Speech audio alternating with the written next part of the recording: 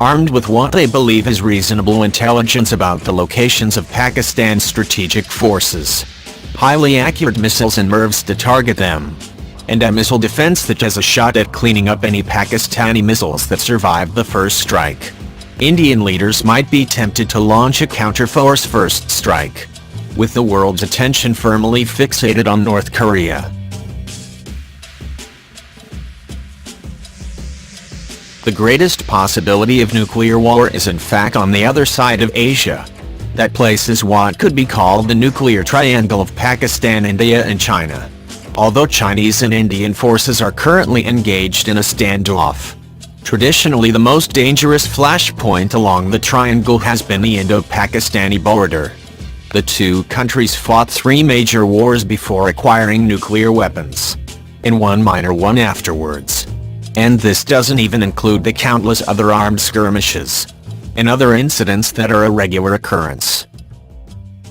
At the heart of this conflict, of course, is the territorial dispute over the northern Indian state of Jammu and Kashmir, the latter part of which Pakistan lays claim to.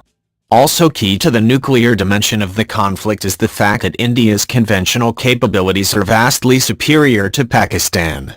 Consequently, Islamabad has adopted a nuclear doctrine of using tactical nuclear weapons against Indian forces to offset the latter's conventional superiority. If this situation sounds similar, that is because this is the same strategy the US-led NATO forces adopted against the Soviet Union during the Cold War. In the face of a numerically superior Soviet military, the United States, starting with the Eisenhower administration, turned to nuclear weapons to defend Western Europe from a Soviet attack. Although nearly every US president as well as countless European leaders were uncomfortable with this escalatory strategy, they were unable to escape the military realities undergirding it until at least the Reagan administration.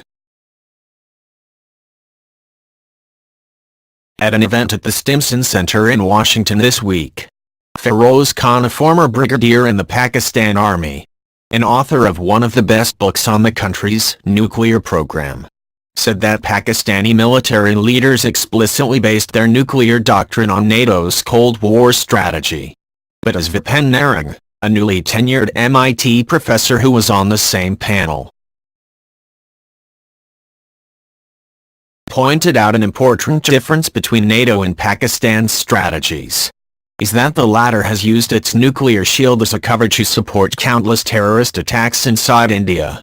Among the most audacious were the 2001 attacks on India's parliament, and the 2008 siege of Mumbai, which killed over 150 people. Had such an attack occurred in the United States, Narang said, America would have ended a nation-state. The reason why India didn't respond to force, according to Narang, is that despite its alleged cold start doctrine, Indian leaders were unsure exactly where Pakistan's nuclear threshold stood. That is, even if Indian leaders believed they were launching a limited attack, they couldn't be sure that Pakistani leaders wouldn't view it as expansive enough to justify using nuclear weapons. This is no accident, as Khan said. Pakistani leaders intentionally leave their nuclear threshold ambiguous nonetheless.